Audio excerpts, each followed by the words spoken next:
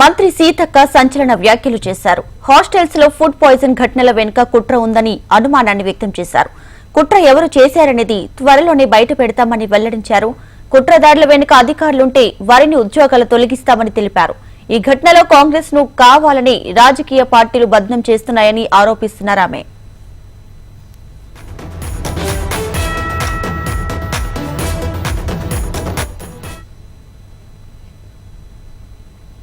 గురుకులాల గురించి కూడా మేము చెప్తా ఉన్నాం. ముందుగాల కేటీఆర్ మీ హయాంలో ఎంతమంది చనిపోయారో ఆ రోజు ఒక్కరి దగ్గర కూడా మీరు పోలే. కనీసం ఇప్పుడైనా ప్రతిపక్షంలోకి వచ్చినావు కదా, ఈ రోజు పోండి. మొన్న వాంకడి ఘటనలో మా మంత్రులు నలుగురు ఫాలో అప్ చేసినాం, నేను కూడా ఫాలో అప్ చేసిన. మా దామోదర్ రాజనరసింహ గారు రెగ్యులర్గా అక్కడ హెల్త్ మినిస్టర్గా వారు ఉండి ఎప్పటికప్పుడు అందుబాటులో ఉన్నారు.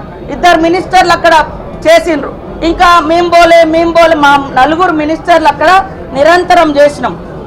అదే కాకుండా 16 లక్షలు ఖర్చు పెట్టినాం అమ్మాయిని బతికించడం కోసం. ఇవాళ ఈ హాస్టళ్లలో జరిగే వాటి వెనుక కుట్రలు కూడా మేము తొందరలోనే బయట పెడతాం. ఖచ్చితంగా కొంతమంది హాస్టళ్లలో ఉండేటువంటి వాళ్ళతో కూడా కొన్ని లింక్స్ పెట్టుకొని అవన్నీ ఏమేమి జరుగుతున్నాయో అవన్నీ కూడా బయటకు తీస్తాం. ఆ అధికారులు ఎవరైనా అట్లాంటి వాటి కుట్రలకు తెరలేపితే వాళ్ళ మీద క్రిమినల్ కేసులు పెడతాం, సర్వీస్ నుంచి కూడా రిమూవల్ చేస్తామని కూడా ఈ సందర్భంగా హెచ్చరిక చేస్తాం. అదే చెప్తామంటున్నా కదా, ఆధారాలతో చెప్తాం. మాకు డౌట్స్ ఉన్నాయి. ఈ హాస్టల్స్లలో జరిగే వాటి మీద మాకు డౌట్స్ ఉన్నాయి కాబట్టి మేము వాటితో వివరంగా చెప్తాం.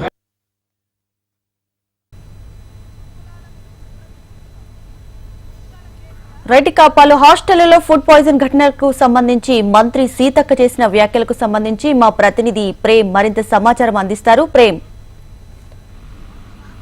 దీపుగా సేపటి క్రితం గాంధీ భవన్ లో మంత్రి సీతక్క మాట్లాడుతూ రాష్ట్ర వ్యాప్తంగా అయితే 2 అంశాలపై పెద్ద ఎత్తున చర్చ జరుగుతుంది. ఒకటి ఘటనకు సంబంధించినటువంటి ఇథనాల్ ఫ్యాక్టరీ, మరొకటి రాష్ట్ర వ్యాప్తంగా కూడా చాలా హాస్టల్స్ లో జరుగుతున్నటువంటి ఫుడ్ పాయిజన్, ఈ రెండింటిపై కూడా ఆమె స్పందించారు. మొదటగా ఫుడ్ పాయిజన్ ఘటనకు సంబంధించి ఇప్పటికీ దాదాపుగా ఎవరైతే చనిపోయిన ఆ విద్యార్థికి సంబంధించి 25 రోజుల పాటు చికిత్స అందించాం. ప్రభుత్వానికి సంబంధించి ఆ మంత్రిగా నేను దామోదర్ రాజనరసింహ అక్కడికి వెళ్ళొచ్చినటువంటి ఆ పరిస్థితులను కూడా ఆమె గుర్తుకు చేయడం జరిగింది. మరొక వైపు హాస్టళ్లలో జరిగేటువంటి ఫుడ్ పాయిజన్ మీద కుట్రలు ఉన్నాయని కూడా ఆమె చెప్పడం జరిగింది. మరొకవైపు అధికారులు ఎవరైనా అలాంటి కుట్రలకు సహకరిస్తే వారిపై తప్పక చర్యలు తీసుకుంటామనేది కూడా ఆమె వెల్లడించడం జరిగింది. మరొకవైపు రాజకీయ నాయకులు వెనుక ఉండి ఇట్లాంటి కుట్రలు చేస్తున్నారేమో